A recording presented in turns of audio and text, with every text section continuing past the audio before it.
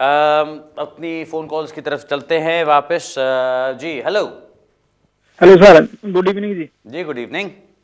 हाँ जी सर, मेरा सवाल है कि मैंने टीयर 4 की एप्लीकेशन की थी और इन्होंने मेरे को रिफ्यूज कर दिया, इनवैलिड कर दी थी। बोले तुम्हारी फ़ी नहीं पे हुई। और उसके बाद मैं उनको वही बंडल दोबारा भेज दिया, साथ में कवरिंग लेटर लगा के कि फ़ी मेरी पेड है। तो उसके बाद उन्होंने मेरे को डिसीजन दिया, और मेरी जो एप्लीकेशन थी वो रिफ्यूज कर दी, और साथ में राइट ऑफ अपील नहीं दिया था सर।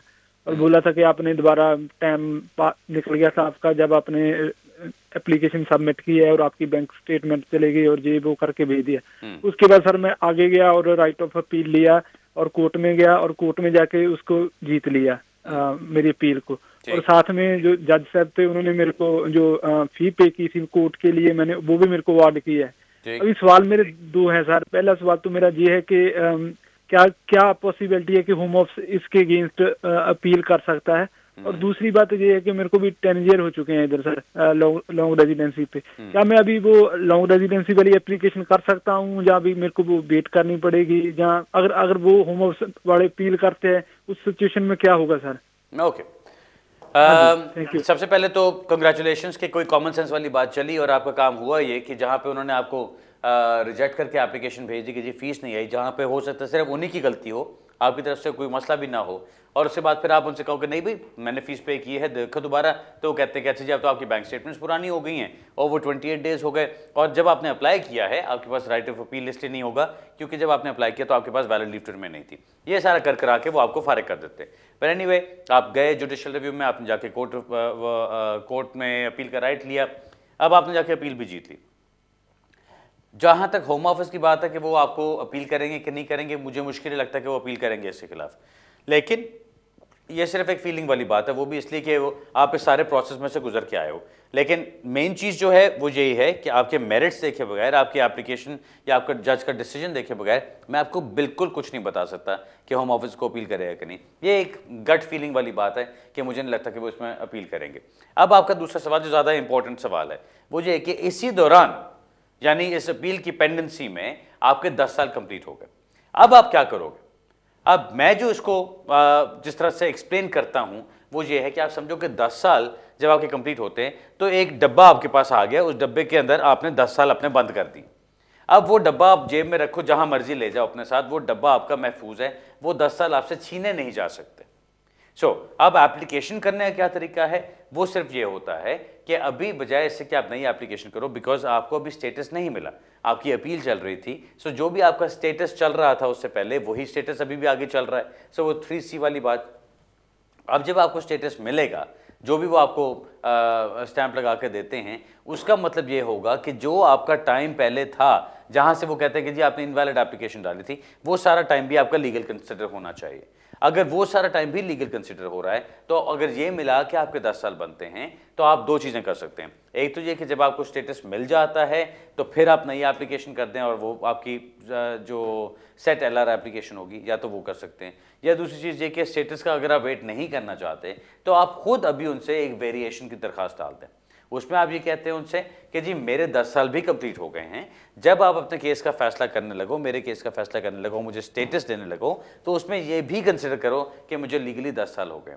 अब उसके लिए आपको कोई फॉर्म चाहिए तो फॉर्म मुझसे मंगवा लीजिए, कोई फीस चाहिए तो वो फीस मुझसे मंगवा लीजिए, कोई तस्वीरें चाहिए तो वो मुझसे मंगवा लें। फिर जो वो life in the UK test, English test, forms, तस्वीरें, पैसे, हर चीज़ वो फिर एक लेटर में लिख के आपसे मंगवा लेते हैं। और उसका मतलब फिर ये होता है कि आपने एप्लीकेशन फिजिकली किए बगैर एप्लीकेशन सबमिट दोबारा से कर दी।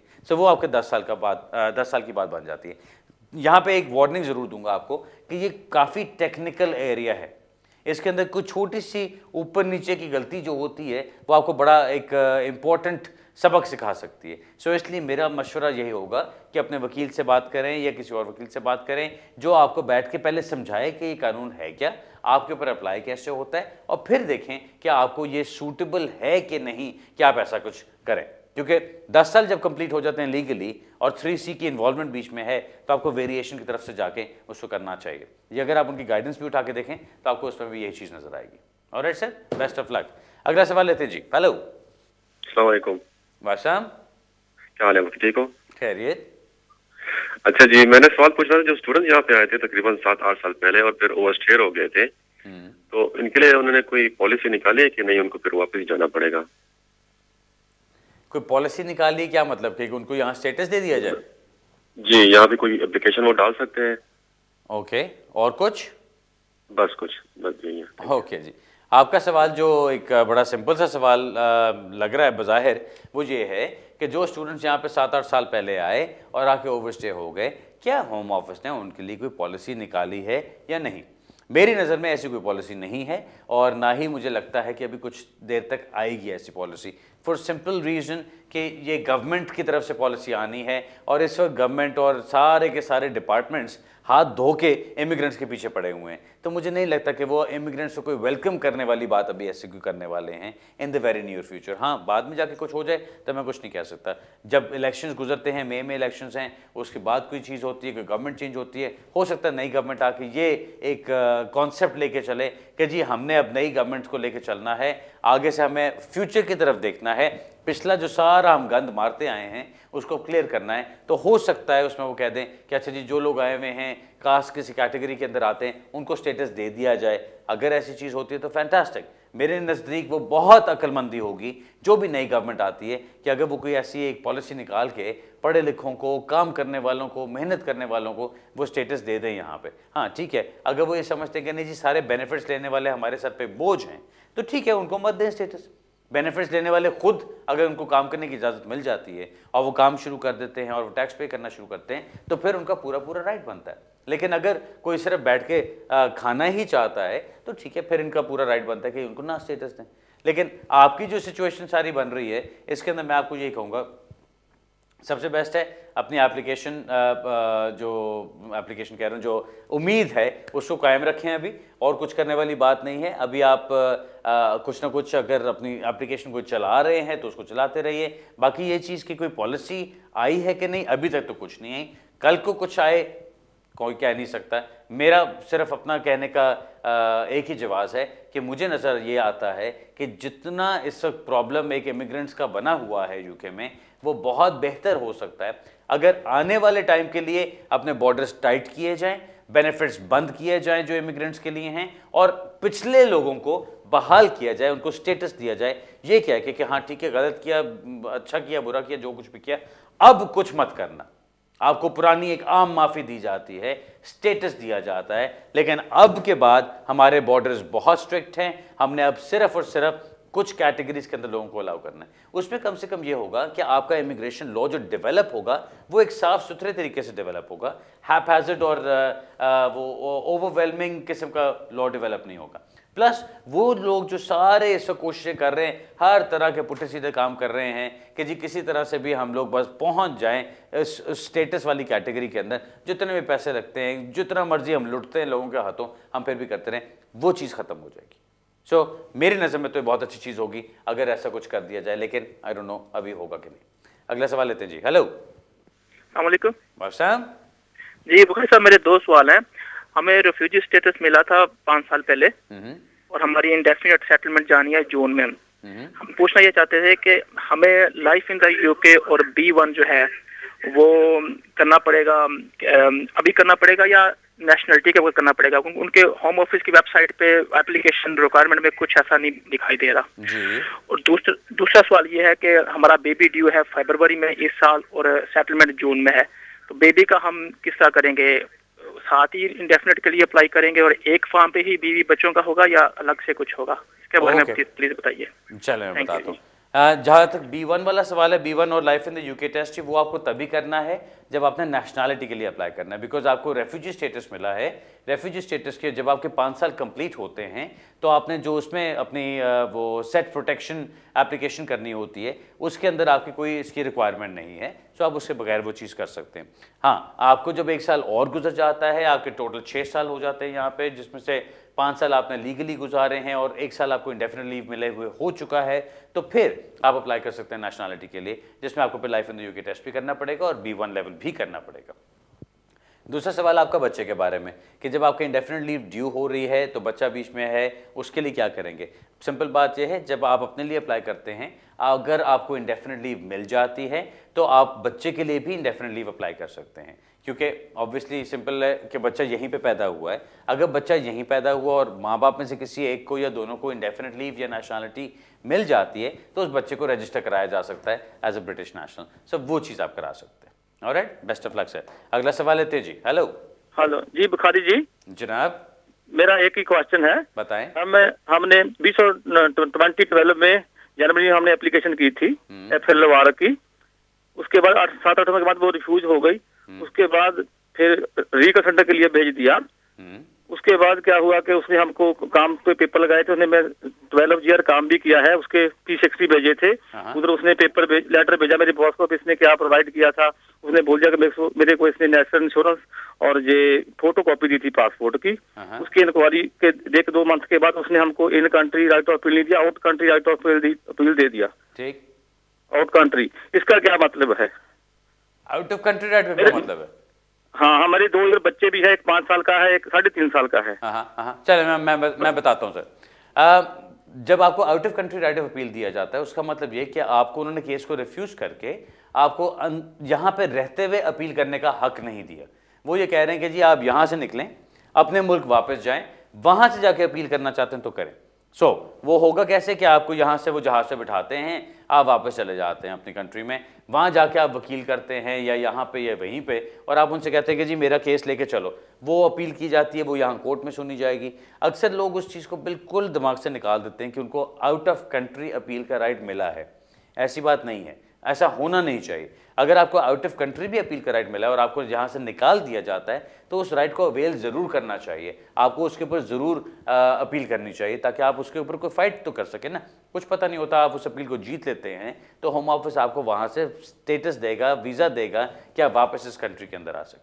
ठीक। दूसरी बात, अगर आप कहते हैं कि नहीं जी ये तो बुखारी जो भी बोल रहा है बोलने दो, मुझे तो इन कंट्री राइट ऑफ अपील चाहिए, अगर वैसी चीज़ है तो फिर आप उनको जुडिशियल रिव्यू में चैलेंज कर सकते हैं और ये कह सकते हैं कि जी आपकी अपनी पॉलिसी कहती है कि अगर मेरा बच्चा 18 साल से कम उम्र का है और उसको 3 साल से ज़्यादा हो गए हैं यूके में रहते हुए, तो आप उसको अगर रिफ्यूज करते हैं तो आप उसको इन कंट्री राइट ऑफ अपील देंगे। अब अगर ऐसी चीज़ बनती है तो उसके अंदर आपको, आपके बच्चे ने, आपने बताया कि एक 5 साल का और एक शायद ज़्यादा है, तो जो उनके टाइम यहाँ पे गुजरा है वो सारे का सारा इम्पोर्टेंट है और उसको दिखाने के लिए आपको अपील में जाना ज़रूरी है। अपील कैसे मिलेगी? इस पॉलिसी के तहत कि अगर 18 साल से कम उम्र का बच्चा आपके साथ रह रहा है और उसको कम से कम 3 साल यूके में हो गए हैं, तो आपको अगर रिफ्यूज करके कहा जाता है कि नहीं जी इसके खिलाफ कोई अपील का राइट नहीं है, इसके खिलाफ कोई ऐसी चीज़ नहीं है, out of country right of appeal है, अपने मुल्क वापस जाओ और वहाँ से अप्लाई करो, तो आप इस चीज़ पर आर्ग्यू कर सकते हैं कि नहीं जी ये मेरे साथ बच्चा है, 3 साल से ज़्यादा इसकी उम्र है और 3 साल ज़्यादा ये गुजार चुका है यहाँ पे और 18 साल से कम इसकी उम्र है। वो सारे फैक्टर्स जो आप बच्चे की बेस पे लाना चाहते हैं, सेक्शन 55 लेकर आना चाहते हैं, बाकी वो ज़ायदेश तंजानिया, ये वो जितने केसेस सारे हम बच्चों के बारे में बात करते रहते हैं, वो सारे के सारे हम इसके अंदर ला के फिर आर्ग्यू कर सकते हैं। आपको सबसे पहले सर राइट ऑफ अपील लेना है। राइट ऑफ अपील लेने के बाद फिर आपको कोई बुलडॉग किस्म का वकील चाहिए जो कोर्ट में जाके आपके लिए लड़ सके। Alright sir, best of luck. अगला सवाल लेते जी। हेलो जी, अस्सलाम वालेकुम सर। जी हेलो जी, अस्सलाम वालेकुम सर। जी वाक़ साहब। जी सर, मेरा एक क्वेश्चन है रिलेटेड टियर 1 जनरल एंटरप्रेन्योर वीजे के हवाले से। मैंने 2013 में PSW के बाद टियर 1 जनरल अप्लाई किया था अपने पार्टनर के साथ मिलकर पाकिस्तानी ओवरसीज बैंक स्टेटमेंट के बेस पे। हम दोनों 10 जॉइंटली एक्सेस थी इक्वलेंट टू 50,000 पाउंड के equivalent. Unfortunately due to some problem जब होम ऑफिस की वेरिफिकेशन हुई तो वो 50,000 पाउंड के इक्वलेंट अमाउंट एग्जैक्टली नहीं थी, कम थी। तो हमें उन्होंने इंटरव्यू पे कॉल किया, देन उन्होंने हमसे पूछा कि आपके पास फंड स्टिल अवेलेबल है। इंटरव्यू हमारा तकरीबन 4 महीने बाद हुआ था वेरिफिकेशन के बाद। तो अनफॉर्चुनेटली हम लोगों को अपडेट नहीं थी कि एग्जैक्टली अमाउंट कितनी है। हमने उन्हें यही कहा था कि अवेलेबल है फंड्स, लेकिन हमने अभी इन्वेस्ट नहीं किया और ट्रांसफर नहीं किया। उसके बाद उन्होंने हमारी एप्लीकेशन इस बेस पे रिफ्यूज कर दी कि आप जेन्युइन एंटरप्रेन्योर टेस्ट में क्वालिफाई नहीं कर सके और आपकी जो इंटेंशन है वो बिजनेस नहीं है। तो उसके बाद एक थोड़ी सी सिचुएशन दूसरी चेंज हो गई है कि मेरे कुछ बैंक के पर्सनल लोन और क्रेडिट कार्ड थे यूके बेस्ड। सर अपना सवाल जरा थोड़ा सा प्लीज रिड्यूस कीजिए, आप बहुत ज्यादा डिटेल में जा रहे हैं। मैं यहाँ बैठ के आपको इतना डिटेल में नहीं सुन सकता। सॉरी, हाँ, मैं फर्स्ट से पूछना था कि कोई बेस्ट पर्सनल लोन, और अगर आपके क्रेडिट कार्ड जो है वो डिफॉल्ट हो गया हूँ, मैं अब नहीं पे कर सका, मेरी कुछ फाइनेंशियल सिचुएशन चेंज हो गई। अच्छा। तो अब मेरी हेयरिंग की डेट में अगर मैं जाता हूँ तो उसमें वो मेरी फाइनेंशियल करंट फाइनेंशियल डिफॉल्ट की बेस पे मेरी एप्लीकेशन को रिजेक्ट कर सकते हैं, या अगर मैं नई एप्लीकेशन डालूं तो उसमें मैं अपने आप को फाइनेंशियल डिफॉल्ट डिक्लेयर करने की बेस पे नॉन एलिजिबल तो नहीं हूँ, क्योंकि लास्ट ईयर कुछ रूल चेंज हुए हैं, फाइनेंशियल बिहेवियर की बेस पे भी आपकी एप्लीकेशन डिक्लाइन हो सकती है। ओके चलें, मैं जितना समझ सका हूँ मैं वो बताता हूँ। थोड़ी सी डिस्टर्बेंस आ रही है लाइन के अंदर, बट जो मैं समझ सका हूँ वो ये है कि आपने एंटरप्रेन्योर एप्लीकेशन की, एंटरप्रेन्योर एप्लीकेशन रिफ्यूज़ हुई आपकी, अब आपने उसके खिलाफ अपील की हुई है, आप अपील में जाना चाहते हैं, हेयरिंग डेट आ रही है, लेकिन हेयरिंग डेट से पहले आपके कुछ फाइनेंशियल डिफिकल्टीज और आई हैं जिसके अंदर आप कुछ डिफ़ॉल्ट कर गए हैं।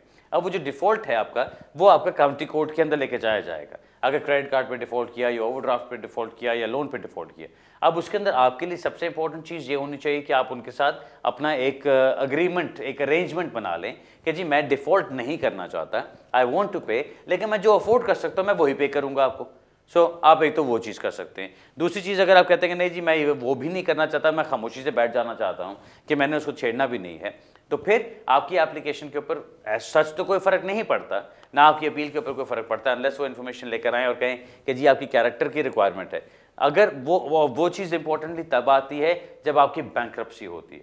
बैंक्रप्सी अगर होती है तो वो आपके कैरेक्टर को डायरेक्टली अफेक्ट करती है, लेकिन अगर बैंक्रप्सी नहीं है, सिर्फ एक डिफ़ॉल्ट है, उस डिफ़ॉल्ट के लिए आप उनके साथ कोई अरेंजमेंट भी बना लेते हैं, तो फिर आपको इंशाल्लाह उसमें कोई इशू नहीं होना चाहिए और आपका आगे से वो काम चल सकता है। हेयरिंग पे आपने जब जाना है तो बेहतर है कि आप अपनी तमाम इन्फॉर्मेशन अपने पास क्लियरली लेके चलें, इंक्लूडिंग इन्फॉर्मेशन के जहाँ पे आपने डिफ़ॉल्टर्स के साथ, अपने खैर डिफ़ॉल्टर तो आप हैं, आपने अपने क्रेडिटर्स के साथ आपने कुछ करने की कोशिश की है, कुछ अरेंजमेंट करने की कोशिश की है, अगर वो आप जाके जज के सामने रखेंगे तो फिर आई एम श्योर वो आपके खिलाफ इस्तेमाल नहीं किया जाएगा, बिकॉज फिर आपने उनको ये दिखा दिया कि you are making reasonable efforts कि आप उस डिफ़ॉल्ट को पूरा कर सकें। Alright sir, best of luck जी। अगला सवाल लेते हैं जी। हेलो हेलो, अस्सलाम वालेकुम। मसाम। अच्छा सर, सवाल ये पूछना था कि मैं यहाँ एज ए विजिटर आया था इस कंट्री में, और मैंने एक यूरोपियन लड़की से शादी मतलब करना चाह रहा था मैं, और मैं और वो लड़की दोनों डिटेल्स लेके रजिस्ट्रेशन ऑफिस गए, वहां जाके हमने वो मतलब अपॉइंटमेंट बनाई, फिर उन्होंने हमका इंटरव्यू लिया, ठीक है। और जी ठीक है, आप मुझे जल्दी से सवाल अपना बताइए, बहुत डिटेल में जाने की जरूरत नहीं है। अच्छा ठीक है, उन्होंने इंटरव्यू लिया, इंटरव्यू पे हम साथ में ट्रांसलेटर लेके गए थे, ठीक है। तो अच्छा मैं क्लोज कर रहा हूँ उसको, ठीक है। इंटरव्यू में हम साथ में ट्रांसलेटर लेके गए थे, तो फिर उन्होंने कहा कि ठीक है जी आपको फलां डेट की मतलब मैरिज डेट दी जाती है, आप उस पे आए और शादी कर लें। जब हम शादी भी करने गए तो उन्होंने कहा कि जी आपका ट्रांसलेटर किधर है। हमने कहा हमारे पास वो नहीं है, लेकिन जो मेरी मतलब पार्टनर थी वो वहाँ पे इंग्लिश में आंसर क्वेश्चन जो सेशन था उसमें वो कामयाब नहीं हो सकी, और उसकी वजह से उन्होंने वहाँ पे होम ऑफिस बॉर्डर एजेंसी भी मौजूद थी, लेकिन उन्होंने मैं कहा कुछ नहीं। हालांकि मैं उस दिन मतलब उसी दिन मेरी जो है वो वीजा खत्म हो गया था। उन्होंने हमें कहा कुछ नहीं, लेकिन उन्होंने हमें नेक्स्ट डेट दे दी। उसके बाद फिर मतलब मेरी फैमिली नहीं मान रही थी कि मैं ब्रिटिश मतलब यूरोपियन लड़की से शादी करूं, और मैंने वो शादी नहीं की। उसके बाद मैं उधर गया ही नहीं। अब अगर मैं शादी और करना चाहता हूं, अगर मैं अवस्थी हो चुका हूं तकरीबन कुछ 5-6 माह हो गए, अगर मैं और शादी करना चाहता हूं तो क्या जब मैं वापस जाऊंगा वहां शादी रजिस्टर करने के लिए तो क्या मेरे लिए मसला बन सकता है या नहीं? ओके चलें, सवाल आपका जो टोटल है वो ये कि आप पहले किसी के साथ शादी करने गए थे, वहाँ पे आपकी शादी नहीं हो सकी क्योंकि वो नहीं मान रहे थे कि वो जेन्युइनली इंग्लिश बोलती है, उसके बाद आपने उसके साथ शादी नहीं की, और अगर आप किसी और के साथ शादी करने जाना चाहते हैं तो क्या आपको वहाँ पे प्रॉब्लम होगी कि नहीं। अब ये इतना सा निचोड़ है आपका पूरे सवाल का, मैं समझता हूँ, लेकिन जो इम्पोर्टेंट फैक्टर है बीच में वो देखिए। अगर उनको ये फील होता है कि आप कोई भी हाथ पैर मारने को तैयार हैं यहाँ पे रहने के लिए, इंक्लूडिंग शादी करना, तो वो आपको डेफिनेटली मसला डाल सकते हैं। अब आप जब ट्रांसलेटर लेके जाते हैं, इंटरप्रेटर लेके जाते हैं साथ शादी करने के लिए, तो उसका मतलब क्या है कि जो आपकी पार्टनर है वो इंग्लिश उसकी इतनी वीक है कि वो वहाँ पे जाके समझ नहीं सकती प्रोसीडिंग्स को, और वो कम्युनिकेट नहीं कर सकती। अब अगर आप उसकी लैंग्वेज जानते हैं तो फिर तो चलो वेल एंड गुड, वो आपकी लैंग्वेज जानती है वेल एंड गुड, लेकिन अगर आपने और उसने भी इंग्लिश में बात करनी है, प्लस आप बीच में इंटरप्रेटर को लेकर आ रहे हैं, तो भाई इंटरप्रेटर कहाँ कहाँ आपके साथ रहेगा। और कब से दिन में काम शुरू करेगा और रात को कब तक काम आपका करता रहेगा, क्योंकि ऑब्वियसली मियाँ बीवी ने आपस में कम्युनिकेट करना होता है। अब ये जो आपकी कम्युनिकेशन का इश्यू है, इसको जब आप देखेंगे इसका इफेक्ट क्या होता है, इफेक्ट इसका ये बनता है कि जी शायद शादी जेन्युइन नहीं है। अगर शादी जेन्युइन नहीं है तो इसका मतलब ये कि उन्होंने आपको चैलेंज इस चीज़ पे करना है कि आप शैम मैरिज करने जा रहे हैं।